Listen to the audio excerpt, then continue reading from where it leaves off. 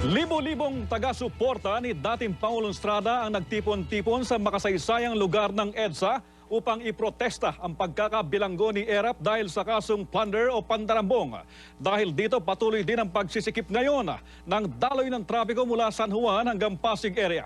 At lumilipad po ngayon sa kahabaan ng EDSA Ortigas ang ating Sky Patrol para sa update sa sitwasyon. Narito ang report ni Ricky Velasco. Ricky, anong sitwasyon dyan?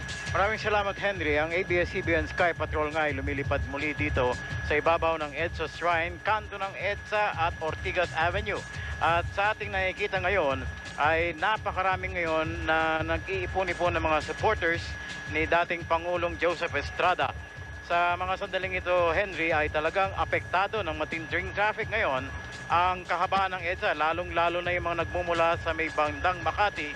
Sa northbound lane ay pawang umuusad ng napakabagal at mistulang parking lot na nga ang nangyari dito dahil inukupahan na ng mga supporters itong mismong flyover na dumadaan dito sa tapat ng EDSA Shrine at hindi na makalusot. Karamihan ng mga sasakyan ay kumakanan na dito sa may Julia Vargas para makalabang dito sa may bahagi ng sa may lugar ng Meralco Avenue o di kaya sa may C5 kung saan mas magaan-gaan ang daloy ng trapiko. Sa mga sandaling ito, yung patungong Green Hills din ay medyo may kabigatan. Bagamat yung southbound lane, Henry, ay maayos nang tumatakbo, yung paakyat lamang ng Ortigas Flyover patungo ng Ortigas Center at Rosario Pasig ang siyang nakapila ng may katindihan ngayon dahil mahaba-haba na rin ang dulo nito na umaabot naman sa may Connecticut, sa may Green Hills area.